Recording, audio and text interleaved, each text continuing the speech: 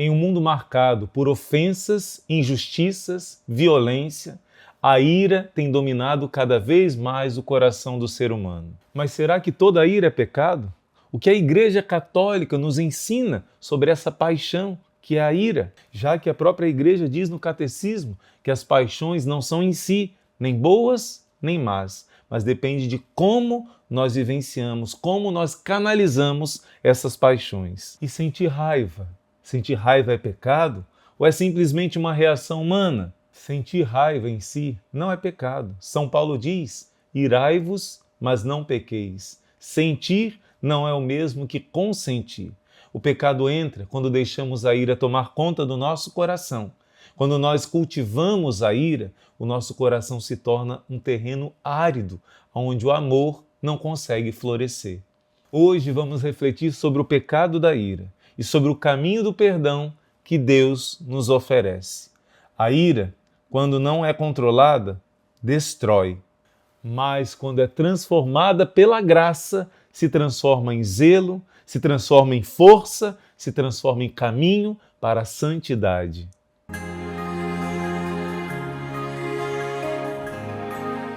Irai-vos, mas não pequeis.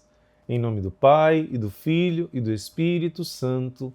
Amém. Louvado seja nosso Senhor Jesus Cristo e sua Mãe Maria Santíssima, sempre sejam louvados. Eu comecei com essa frase, com esse versículo bíblico da carta de São Paulo aos Efésios, porque é essa a palavra de Deus para você hoje.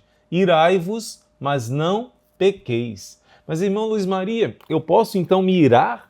Eu posso deixar a ira tomar conta de mim? Sentir não é pecado. Consentir é pecado. Então, você vai enfrentar, porque não tem como não sentir a ira, mas tem como você não agir conforme a ira. Nós meditamos durante outras formações, tempos passados, meditamos sobre essa tendência mais concupiscível de querer o prazer, de querer e às vezes se tornar escravo do prazer, né? Então meditamos, por exemplo, quando a gente meditou sobre os 3 P's, o possuir, o poder e o prazer, nós falamos do pecado ligado à luxúria, do pecado da carne, mas é importante lembrar que o pecado capital da gula é o que abre para os pecados da sensualidade, os pecados da carne. Sempre os padres da igreja vão dizer que existe uma relação muito grande entre essas duas formas de escravidão do prazer. O desequilíbrio no comer, o desequilíbrio na parte sexual. Por isso que até mesmo o fruto proibido representa o pecado original, porque pela gula se chega à luxúria e um pecado vai levando a outro. Mas agora nós não vamos mais tanto nessa parte concupiscível, esse desejo do prazer, mas um pouco mais a parte irascível que existe dentro de nós, de repelir o mal. A força e a potência irascível que existe dentro de nós não é algo ruim, é algo que deve ser direcionado da maneira certa. Nós devemos usar essa força que Deus nos deu para odiar o mal, para odiar o pecado, para ser violento contra as minhas tendências egoístas. Eu devo lutar com ira contra o pecado e não contra o meu irmão. Claro, uma pessoa em legítima defesa para defender a sua casa deve sim usar essa potência e ter a coragem de ousadamente arriscar a sua vida para afastar um assaltante, para afastar um perigo da sua família. Isso deve ser, como diz o Catecismo da Igreja Católica, as paixões que existem em nós não são boas nem más, depende de como nós usamos essas paixões. E hoje, de maneira especial, nós vamos ver essa potência irascível. E vamos ver que a ira se torna um pecado capital quando ela é de forma descontrolada. É ela que nos conduz e não nós que conduzimos ela. Quando ela toma conta de nós e acabamos nos irando contra os nossos irmãos, contra nós mesmos da maneira errada e contra o próprio Deus.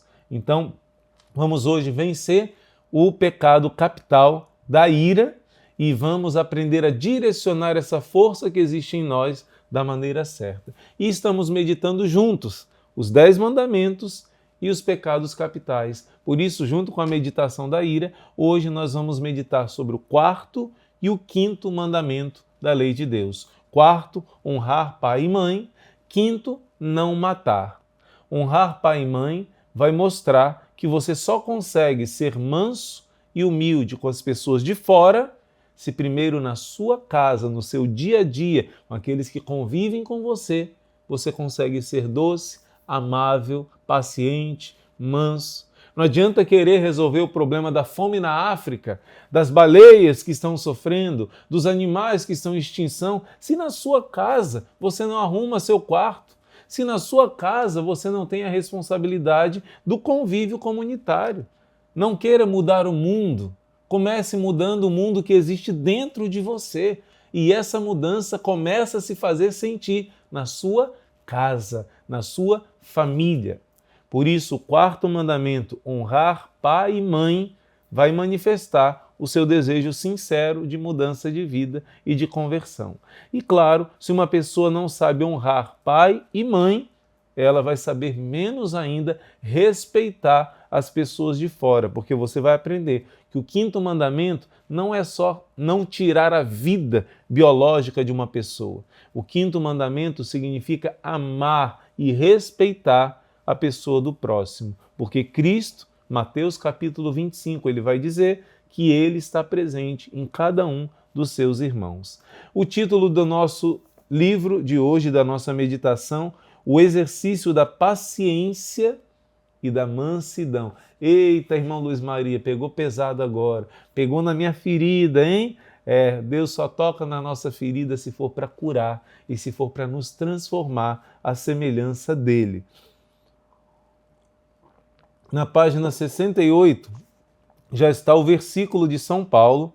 Por isso, São Paulo recomendava: irai-vos, mas não pequeis. Não se ponha o sol sobre a vossa ira. Não deis lugar ao diabo.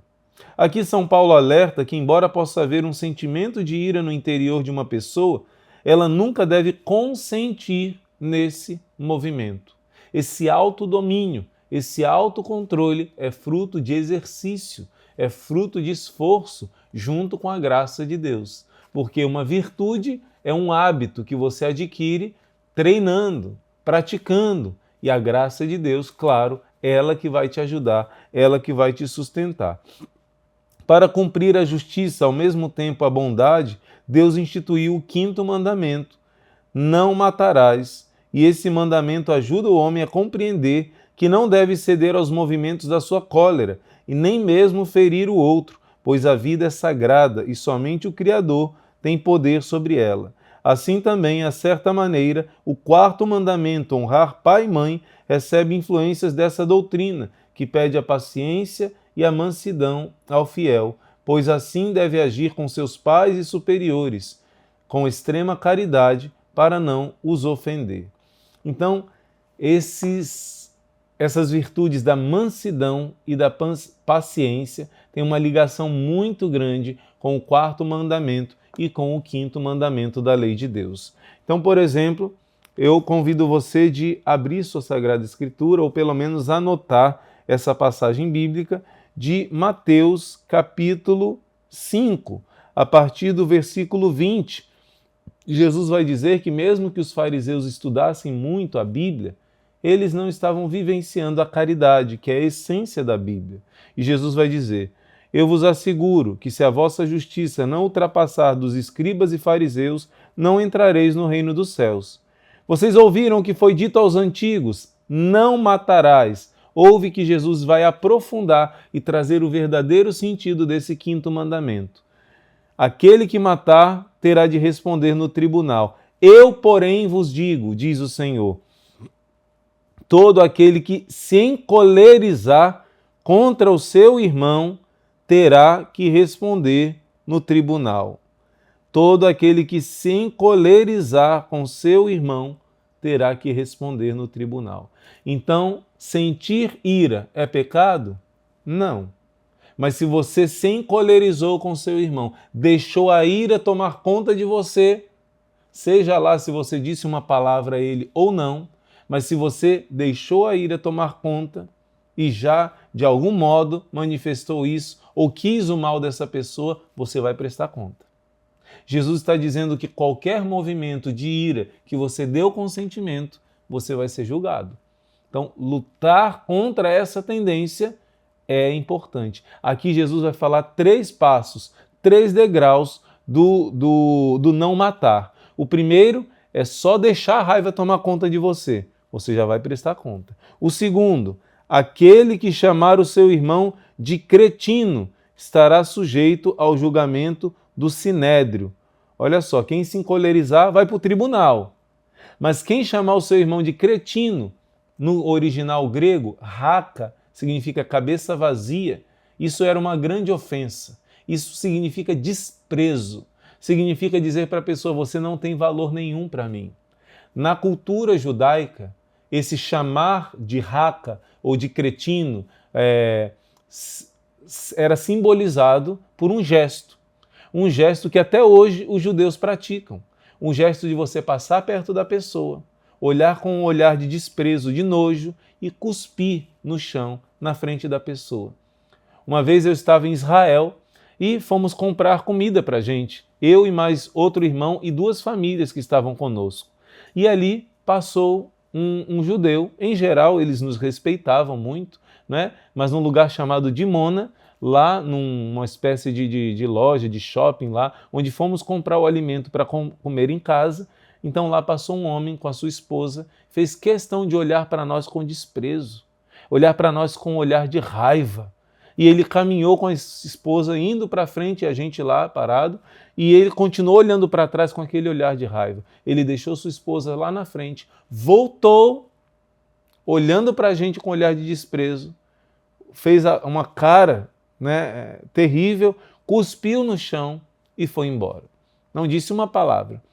Mas para o judeu, isso é raka, isso é desprezar a pessoa. Mesmo que ele não tenha usado a palavra, isso é o raka que fala o Evangelho. É você desprezar alguém, dar sinais de desprezo a uma pessoa. Então, sentir cólera e deixar essa cólera entrar dentro de você, tomar conta de você, dando consentimento, você vai para o tribunal. Mas Jesus diz, mas quem chamar seu irmão de raka, traduzindo, quem der o desprezo, menosprezar o seu irmão, vai para o grande tribunal, que é o sinédrio. Jesus está falando que existe um grau mais grave de ofensa às pessoas, né? E o terceiro grau, Jesus vai dizer, aquele que chamar o seu irmão, que lhe chamar de louco, terá de responder à geena de fogo. Chamar de louco aqui, nessa palavra de Jesus, na cultura judaica dessa época, era uma pessoa que não tinha piedade, quer dizer, não tinha religião. No fundo, não é somente louco, insensato. Aqui é um significado de amaldiçoado. Uma pessoa que não tem o favor de Deus, uma pessoa desgraçada, uma pessoa separada, como se você dissesse, você é um amaldiçoado por Deus. Então existem graus de desprezo, graus de ferida com as suas palavras ou com seus gestos na vida do seu irmão. Jesus está dizendo que não é somente não matar com uma faca, com um tiro, não é isso. Se você ofender o seu irmão, se vingar do seu irmão, tiver atitude de desprezo com o seu irmão, dependendo do grau, olha, o primeiro grau, você vai para o tribunal. O segundo grau, você vai para o grande tribunal, o sinédrio. O terceiro grau, você vai responder na geena, quer dizer, no inferno. Uma pessoa, quando comete um pecado mortal, ela já está vivendo o inferno. Se ela morrer daquele jeito, ela vai para o inferno. Mas Jesus está dizendo aqui que uma pessoa que faz essa ofensa grave ao seu irmão, ela já está em pecado mortal. Ela vai prestar, se ela não se arrepender e não se converter, ela já está merecendo o inferno. Mesmo que não mate ninguém biologicamente, fisicamente, a língua mata muito mais do que as armas. Vou repetir, a língua mata muito mais do que as armas. E o 5º mandamento tem uma relação direta com a língua. Também o 4º mandamento no respeito que devemos ter aos nossos pais.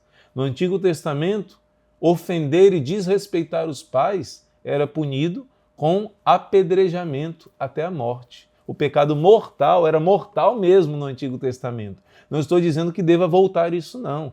Jesus trouxe a nova e eterna aliança. Mas se alguém que blasfema contra os pais, que ultraja gravemente os pais, não se arrepender aqui, pode perder a salvação eterna também. Existe o fogo do purgatório e o fogo do inferno. Então, Jesus está falando aqui do tribunal, mas não é um tribunal no sentido humano. Ele faz uma relação com os tribunais daqui da terra, dizendo que lá do outro lado vai haver uma prestação de conta. E Jesus, inclusive, fala, não vai sair de lá até pagar o último centavo. Eu vou continuar a leitura para você. Em chamar seu irmão de louco, terá de responder na geena de fogo. Portanto, se estiveres para trazer a tua oferta ao altar e te lembrares que o teu irmão tem alguma coisa contra ti, não é nem você ter alguma coisa contra ele. Ele está magoado com você por causa de alguma coisa que você fez. Jesus está dizendo, deixa a tua oferta diante do altar e vai primeiro reconciliar-te com o teu irmão. E depois virá apresentar a tua oferta. Assume logo uma atitude conciliadora com o teu adversário, enquanto está com ele a caminho, para não acontecer que o adversário te entregue ao juiz, o juiz ao oficial de justiça, e assim sejas lançado na prisão. Em verdade eu te digo, dali não sairás enquanto não pagares o último centavo. Jesus está trazendo a nova aliança. Na nova aliança, você não vai ser preso aqui na terra, não. Jesus não pediu para nenhum oficial de justiça, ele é o juiz, mas ele não pediu a nenhum oficial de justiça que prendesse alguém enquanto ele estava aqui na terra. Não, ele está falando aqui do purgatório. Pagar até o último centavo, se você não fizer as pazes, quem morre com rancor, com ressentimento, vai ser levado pelos anjos ao juiz, que é Jesus. E Jesus vai mandar que o oficial, os anjos, levem a pessoa para a prisão do purgatório, até pagar o último centavo, até purificar o seu coração. Porque, como diz em Hebreus 13, só entra no céu quem tiver a pureza da santidade do coração. Se você não purificar aqui, você vai precisar purificar no purgatório. E se não quiser nem se arrepender, Deus o livre, você vai perder sua salvação.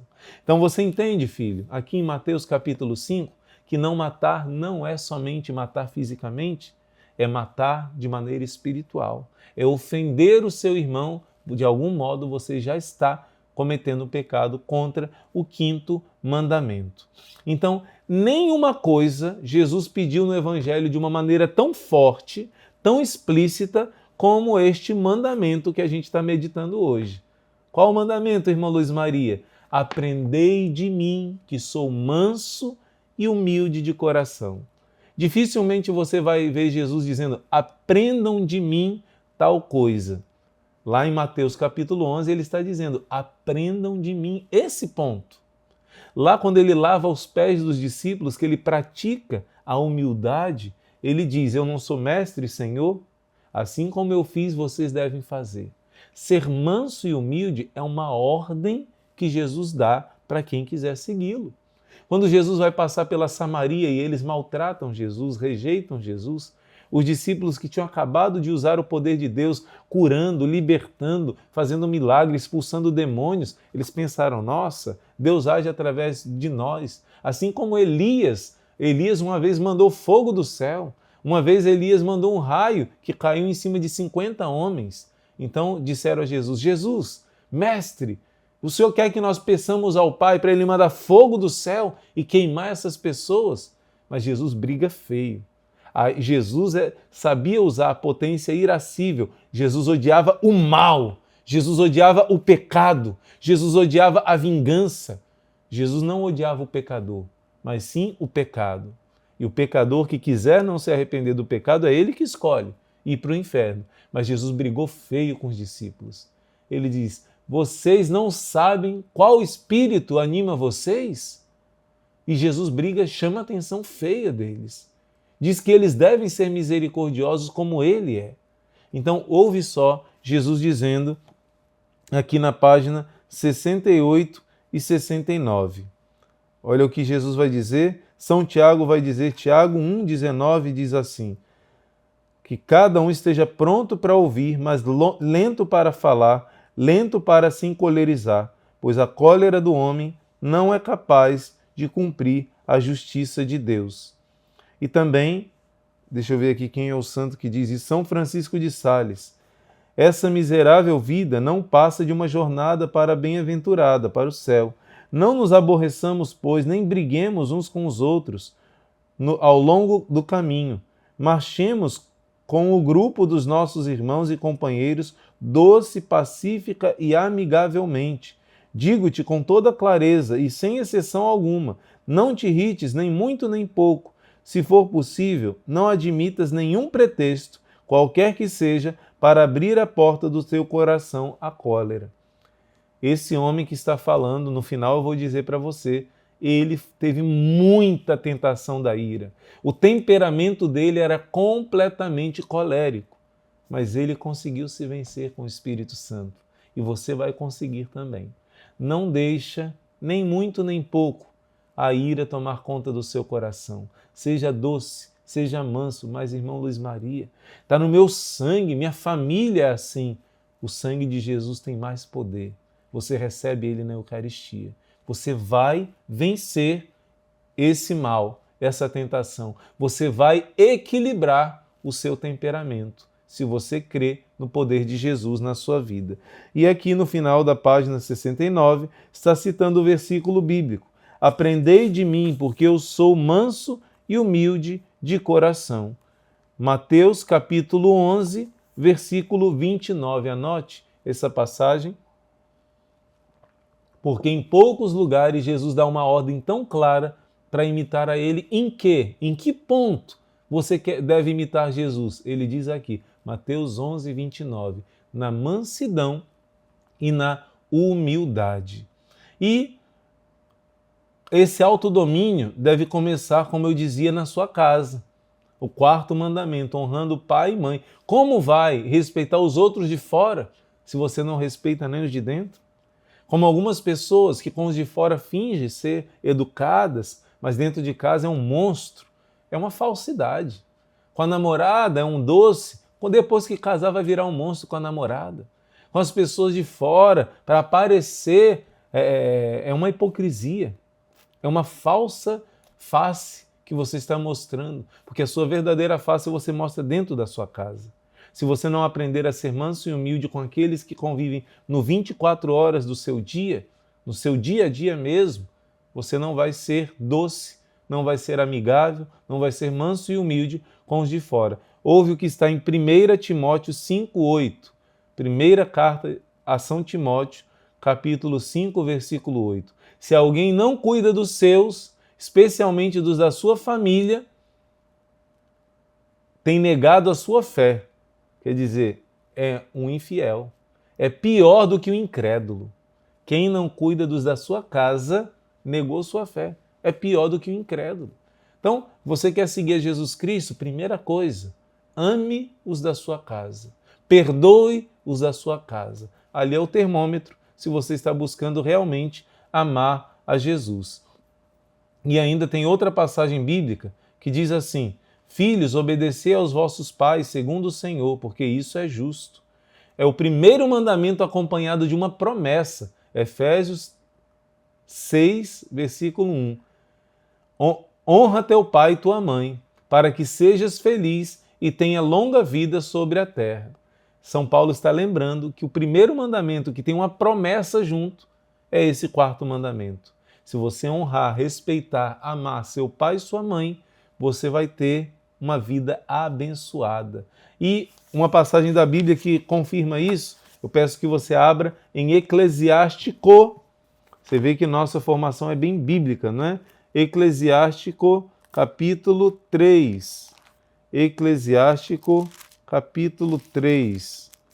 Vamos lá, olha que profundidade. Filho, escutai-me, eu sou o vosso pai, e fazei o que eu vos digo para serdes salvos. Pois o Senhor glorifica o pai nos filhos e fortalece a autoridade da mãe sobre a prole. Olha que bonito. Os pais que têm temor a Deus vão ter como recompensa filhos fiéis a Deus. Bons filhos. Deus honra os pais através dos filhos. Aquele que respeita o pai vai obter o perdão dos seus pecados. O que honra sua mãe é como quem junta tesouros. Gente, que promessa maravilhosa. Aquele que respeita o pai encontrará alegria nos seus próprios filhos. Olha que bênção. E no dia da sua oração será atendido. Aquele que honra o pai viverá muito. E o que obedece ao Senhor alegrará sua mãe. Ele servirá a seus pais como ao seu Senhor. Em atos e palavras, respeita o seu pai, a fim de que venha sobre ti a tua bênção. Aqui é uma ordem que Deus está dando.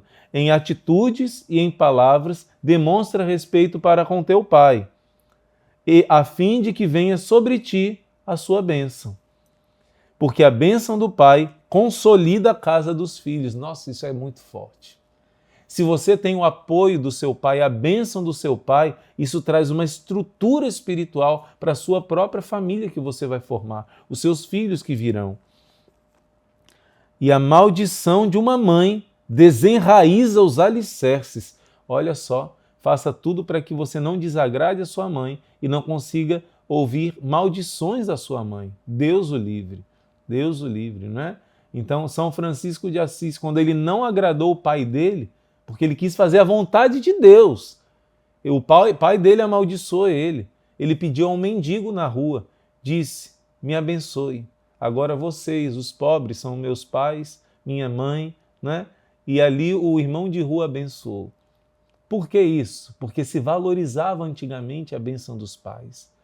E se por um motivo de que o pai é uma pessoa perversa, claro, você vai buscar em Deus a sua bênção. Mas se é você que desagradou e ofendeu o seu pai, por isso o pai deixou de te abençoar, isso é uma grande brecha na sua vida espiritual. Você deve pedir perdão ao seu pai. Você deve se reconciliar com seu pai e com a sua mãe. Não te glories da desonra do teu pai, porque não é nenhuma glória para ti a desonra do teu pai, pois a glória do homem está na honra de seu pai, e é infâmia para os filhos a má reputação da mãe. Filho, cuida de teu pai na velhice, e não o desgostes em sua vida, mesmo em sua indigência, mesmo se a sua inteligência faltar. Quando os pais ficam com problemas, né, de saúde, problemas mentais também, seja indulgente com ele, não o menospreze, tu que estás em pleno vigor, pois a caridade feita a um pai não será esquecida, e no lugar dos teus pecados ela valerá como reparação. A gente precisa cortar o nosso purgatório. E os pais cuidaram de nós quando nós éramos pequenos, meses e anos a fio. Agora que eles estão idosos, nós precisamos sofrer também por eles. E isso já está sendo nossa purificação, nossa santificação e o nosso purgatório. É melhor purificar aqui pelo amor do que depois, no purgatório, a falta de amor. No dia da tua provação, o Senhor se lembrará de ti, você que cuida dos seus pais. Como a geada ao sol, assim os pecados serão dissolvidos. Quem tem cuidado com os pais idosos, os seus pecados serão dissolvidos, você vai direto para o céu, vai cortar o seu purgatório. Gente, que promessa fantástica. É como um blasfemador, aquele que despreza o seu pai, e um amaldiçoado pelo Senhor, aquele que irrita a sua mãe. Você já irritou sua mãe, né? Peça perdão a ela. Seja grato pelo sacrifício de 9 meses te carregar, te amamentar, sofrer, rezar, cuidar de você. Seja grato, ainda que ela tenha defeitos. Foi a mãe que Deus te deu. Ainda que ela esteja longe do caminho da salvação do Senhor, reze pela sua mãe, porque Deus te deu essa missão de rezar, perdoar e ser grato, e honrar com seu amor, com suas atitudes, o seu pai e a sua mãe. Então, é em casa que você cresce nas virtudes, é em casa que você se torna santo. E esse autodomínio não é fácil. Esse perdoar as pessoas dentro da própria casa não é fácil. E depois isso vai estender para fora. Esse viver o mandamento do amor, amai-vos como eu vos amei, não é fácil. Aliás, em outras palavras, amar os inimigos, viver como Jesus viveu, não é que não seja fácil. É impossível aos olhos humanos. É impossível com as suas forças humanas somente. É impossível você imitar o Deus homem se você não é homem-Deus também. Como assim, irmão Luiz Maria? Jesus tinha o Espírito Santo. Ele era homem igual a nós em tudo, mas ele era cheio do Espírito Santo. No seu batismo, você recebeu o Espírito Santo. São Pedro diz que nós recebemos as maiores graças, nos tornamos participantes da natureza divina. Deus vive e age em você. Mas se você não cultivar essa plantinha da graça, que é o Espírito Santo morando em você, você precisa adubar, alimentar, aguar, fazer a plantinha da graça receber o sol divino. Como é que você faz isso?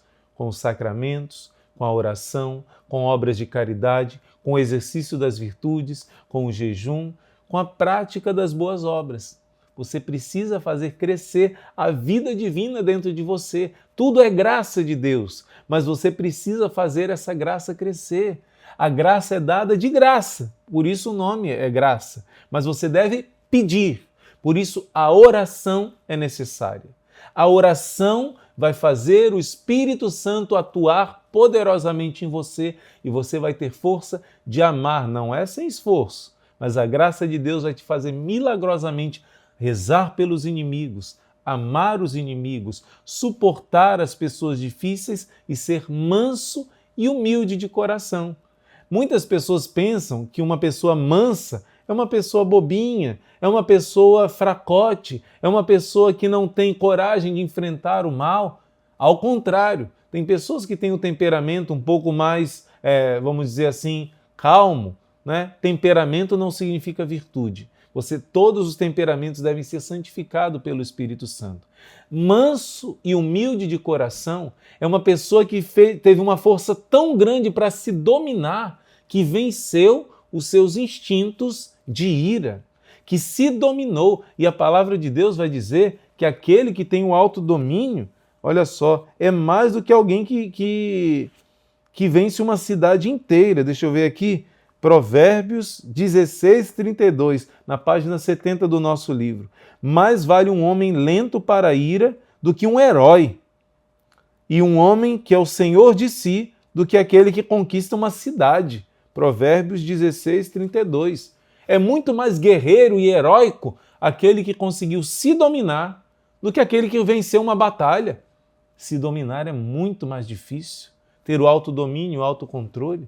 Jesus diz também no Evangelho, em Mateus 5, felizes os mansos, porque eles possuirão a terra. Se você luta para ser uma pessoa mansa, sabe qual é a primeira terra que você vai possuir? A terra do seu coração, porque você vai ser senhor de si. Você não vai ser escravizado pelos seus impulsos. A terra do seu coração será domada, como dizia São Francisco, o meu burrinho, que é o meu corpo, não vai seguir os instintos. Quem manda aqui é a minha razão. Eu tenho domínio sobre as minhas emoções. Quando no Gênesis Deus diz para o ser humano dominar toda a criação, e pelo pecado ele acabou sendo subjugado e dominado, você, pelo autodomínio da mansidão, você coloca nas rédeas o seu burrinho. Então isso é muito importante. E outra terra que você ganha, felizes os mansos, porque possuirão a terra, você vai possuir o seu coração, e você vai possuir o coração das pessoas. Porque todo mundo gosta de estar perto de alguém que é manso e humilde de coração.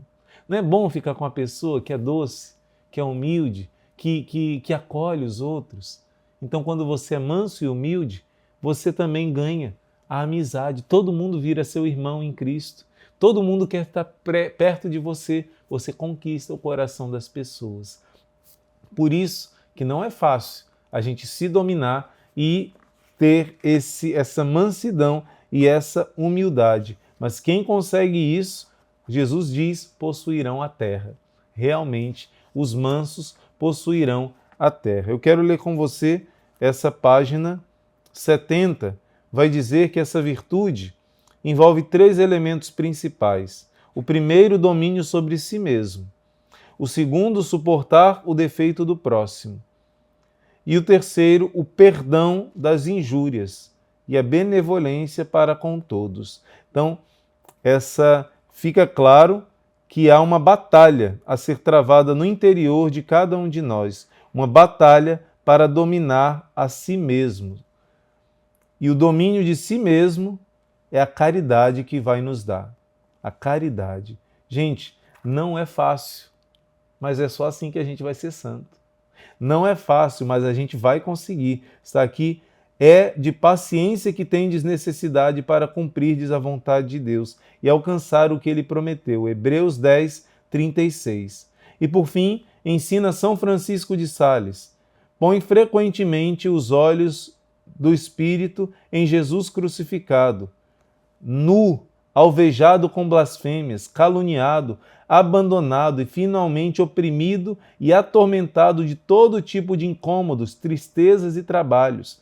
Considera que todos os teus sofrimentos não são de modo algum comparáveis com os de Jesus, nem em qualidade nem em quantidade, e que nunca tu sofrerás por ele nada tão custoso e áspero como ele sofreu por ti. São Francisco de Sales está dando aqui um remédio. Meditar a paixão de Jesus vai te ajudar a ter um coração manso e humilde.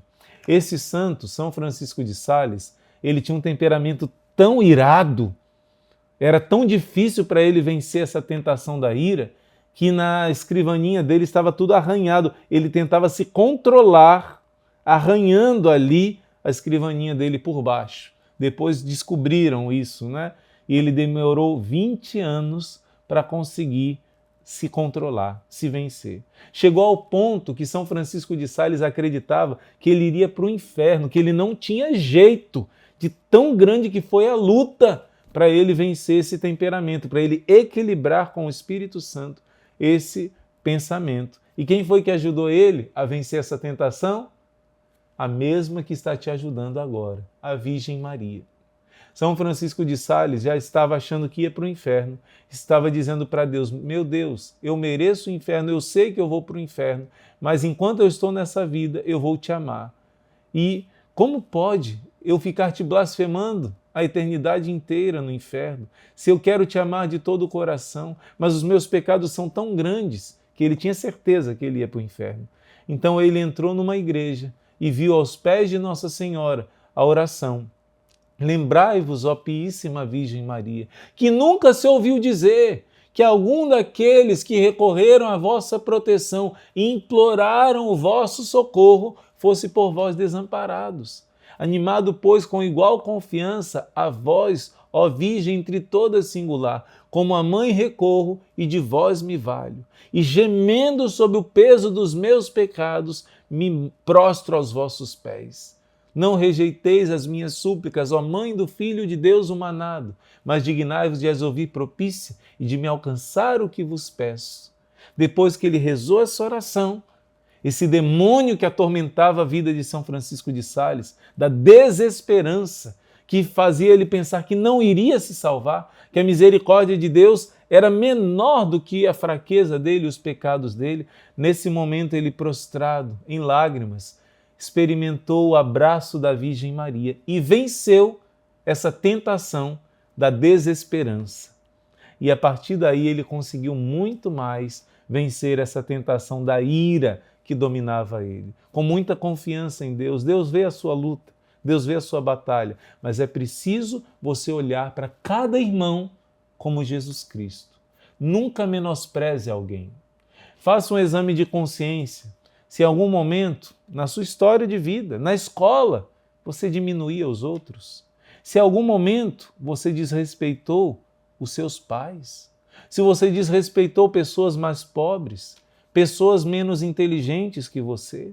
Se você humilhou pessoas com palavras, com atitudes, como diz aqui no Ceará, com rabisaca, né? Aquele olhar de desprezo, faça reparação desses pecados. Faça. E para vencer essa tentação da ira que desrespeita os nossos irmãos, para vencer esse pecado do 5º mandamento de ofender nossos irmãos nos momentos de descontrole, do 4º mandamento de desrespeitar os nossos pais superiores, nós vamos fazer um remédio que é meditar a paixão de Jesus. Jesus disse a Santa Faustina que mais vale 1 hora de meditação das chagas dele, do sofrimento dele, do que 1 ano inteiro de jejum a pão e água. Jesus disse a Santo Agostinho também vai dizer isso, que mais vale do que você usar aquele cilício e fazer disciplina, penitências até sangrar, é você meditar o sangue de Jesus que foi derramado, a dor que ele passou para poder te dar a mansidão e a humildade. Como foi Jesus manso quando foi sofrido, maltratado, flagelado, pregado na cruz, como um cordeiro levado a matadouro. Tem uma passagem do Cântico dos Cânticos que eu gosto muito, se eu não me engano, capítulo 1, versículo 16. Como és belo, meu amado, como és encantador, o nosso leito é verdejante. Essa passagem, no original do hebraico, como és belo, meu amado, como és encantador em algumas traduções, usa a palavra Naim. Jesus vai na cidade chamada Naim, não é? A palavra Naim do hebraico significa agradável. Como és belo, meu amado, como és agradável. E uma das traduções que eu já encontrei foi dizendo como és belo e como és gentil.